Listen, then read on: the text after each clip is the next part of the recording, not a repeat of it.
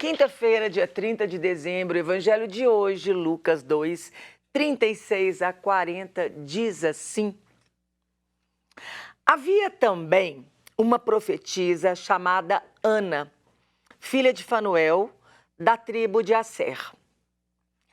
Era de idade bem avançada. Depois de sua virgindade, teria vivido 7 anos com o marido, ficou viúva e agora estava com 84 anos de idade. Não se afastava do templo e dia e noite servia a Deus com jejuns e orações. Tendo chegado naquela hora, louvava a Deus e falava do menino a todos os que esperavam a libertação de Jerusalém. Depois de cumprirem tudo, conforme a lei do Senhor, eles voltaram para Galiléia, a sua cidade de Nazaré.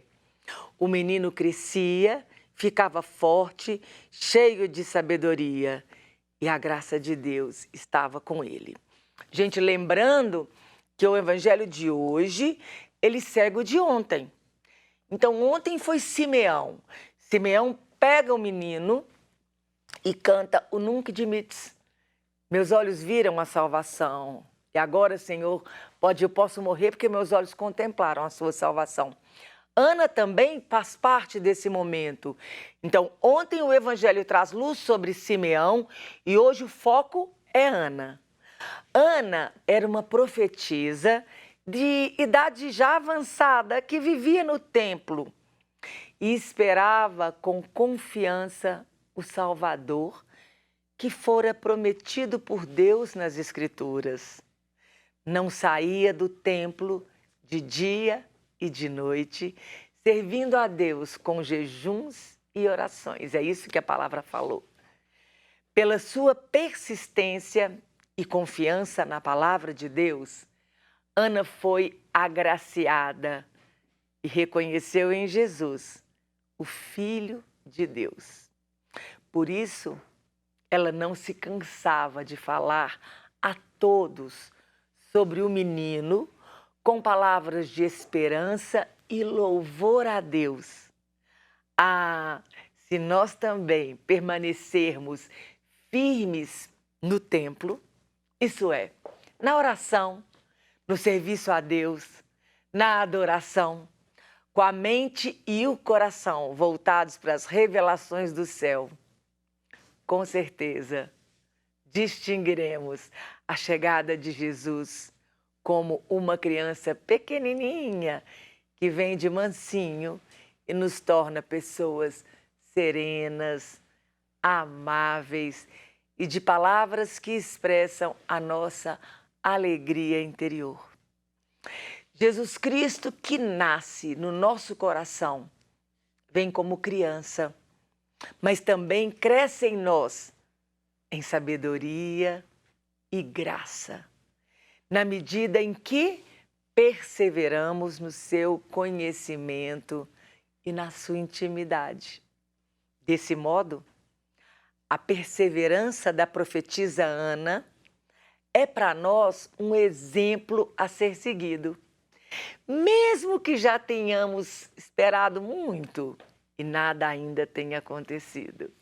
É muito lindo porque Ana, a palavra fala assim, olha, Ana tinha sido casada e ela ficou viúva. E ela servia a Deus no templo com jejum e oração. A nossa igreja, ela pede que a gente faça jejum, pelo menos nas sextas-feiras, se abstenha de carne. Mas a palavra de Deus também fala que o maior sacrifício que o Senhor quer é o amor. É o amor. Não adianta nada a gente fazer jejum, se abster de comer carne, se abster de até se alimentar, passar o dia pão e água, se a nossa boca jorra fel, se a gente ataca as pessoas, se a gente não ama. A primeira coisa que eu queria falar com você é sobre o jejum que agrada a Deus. O jejum que agrada a Deus tem que ser, em primeiro lugar, com o coração consagrado e rendido a Ele. permitir que Ele tome conta total do nosso coração, de tal forma que as pessoas, ao olharem para nós, falam: ó, tem uma coisa diferente com essa pessoa. E o diferente em nós é Jesus. Ela servia a Deus no templo com jejuns e orações. Como que anda a sua disciplina de oração? Hoje, mais cedo, eu conversava com o Jairo e ele falava dessa disciplina. Para a gente ter uma disciplina de oração. O Léo ontem, ele falava que a gente precisava começar. Não se cobre demais, mas comece. Comece jejuando um pouquinho, depois vai crescendo. E a mesma coisa na oração. E a palavra fala que a Ana foi dado pelo Espírito Santo entendimento para ela reconhecer Jesus naquela criança. O Senhor fala sempre conosco. Às vezes você pode achar que Deus está em silêncio, que o Senhor não fala. Ele fala. Ele usa pessoas, Ele usa situações. Mas a gente precisa reconhecer. E como que a gente reconhece quando é o Senhor que fala ou não? A gente reconhece através do Espírito Santo, que é aquele que descortina a nossa visão e abre os nossos ouvidos. A gente tem que pedir ao Senhor hoje sabedoria. O Evangelho termina dizendo que a mão do Senhor estava com ele, com o menino. Ele crescia, ficava forte, cheio de sabedoria e a graça de Deus estava sobre ele. O que a gente precisa de pedir ao Senhor? Sabedoria. Se você estiver ouvindo, hoje, no comecinho, o Jairo falou da sabedoria de Salomão. Salomão era um homem rico, podia ter pedido tantas coisas ao Senhor, mas ele pede sabedoria. E Deus concede. Deus concede a ele sabedoria. Sabedoria, gente, para tudo. Sabedoria para conduzir os negócios, sabedoria para conversar com os filhos, com os pais, com o cônjuge, sabedoria para se comportar no seu meio ambiente de trabalho, sabedoria para se comportar nos lugares fora da sua casa, sabedoria no falar, sabedoria no gesticular, sabedoria no enxergar em tudo, gente. A gente precisa de sabedoria em todo o tempo da nossa vida. Você tem pedido ao Senhor? Às vezes a gente vai na missa com uma lista de supermercado tão grande. A gente pede, a nossa oração é só pedir. Pede pelo filho, pede pelo marido, pede, mas agradecer a gente não agradece. Mas pedir sabedoria a gente não pede. A gente pede outras coisas. Que hoje você peça ao Senhor sabedoria. Peça ao Senhor que Ele te ensine a orar. Porque a gente não sabe como orar e o que orar. E por isso a gente precisa pedir ao Espírito Santo que venha ao nosso encontro e que ore em nós. Ele orando em nós, Ele vai pedir ao Senhor aquilo que realmente a gente precisa. Porque a gente é igual um menino pequeno, né? A gente não sabe nem a hora que a gente tem fome, nem a hora que a gente tem sede. A gente não sabe. A gente não sabe o que a gente precisa. A gente, às vezes, acha que a gente precisa, mas a gente não sabe. E aí, vamos continuar aqui no Evangelho, para a gente não sair muito, né, gente? Com Jesus, ela servia a Deus com jejuns e oração. E tendo chegado na hora que Simeão estava fazendo o canto, ela percebe, através do Espírito Santo, que aquele menino era filho de Deus. E aí ela louvava a Deus e falava do menino a todos que esperavam a libertação em Jerusalém. Pergunto para você. Você já sabe que o menino veio, que habitou entre nós, que morreu e que ressuscitou. Você já sabe que ele é o caminho que nos leva ao céu. Você sabe que é só através dele que a gente tem acesso ao Senhor. Pergunto para você. Você tem falado desse menino a todas as pessoas? Você tem falado desse Deus que se tornou um homem para viver conosco, para caminhar conosco, para experimentar conosco a vida? Ana viu e Ana falou. A nós somos chamados a falar. Quando Jesus fala no final do Evangelho, ide por todo mundo, pregai o Evangelho a toda criatura. É todo mundo, gente. Não são só os sacerdotes, os bispos, os diáconos. Não, mas nós também.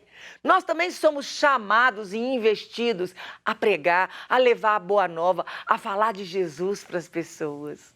E falar mais, porque a graça de Deus estava com ele. Que coisa mais linda! A graça de Deus estava com ele. E ele crescia em graça e em sabedoria. Sabe, gente, o ano está acabando. Amanhã é o último dia do ano. Vivemos um ano tão difícil, 2021, ano de pandemia, ano de tantas perdas. Eu não sei você, mas eu tive tantas perdas, pessoas queridas, amigos queridos, que foram embora. E a cada dia a gente percebe que essa pandemia veio para nos ensinar que a gente não precisa de nada, que a gente só precisa do Senhor. A gente só precisa viver bem com as pessoas, em paz, em alegria. E quem nos mostra isso é o próprio Deus. É Ele que nos dá sabedoria e entendimento para que a gente possa enxergar com seus olhos o outro.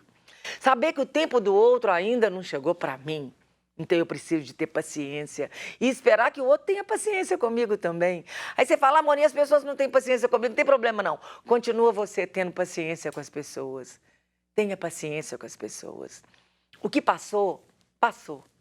Que os erros cometidos em 2021 sejam marcas e aprendizado para que a gente não cometa os mesmos erros em 2022. Que o ano novo chegue trazendo paz, alegria, presença do Senhor. Que você possa erguer os seus olhos aos céus com gratidão e dizer ao Senhor, muito obrigada, Senhor.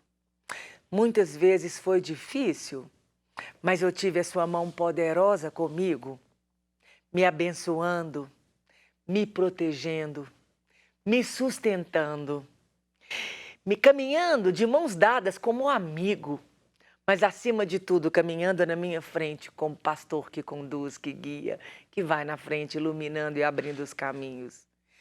Que você possa olhar para o Senhor e dizer, Senhor, muito obrigada, porque reconheci neste ano, muito mais ter um pai feito Senhor, é saber que sou filho, filha amada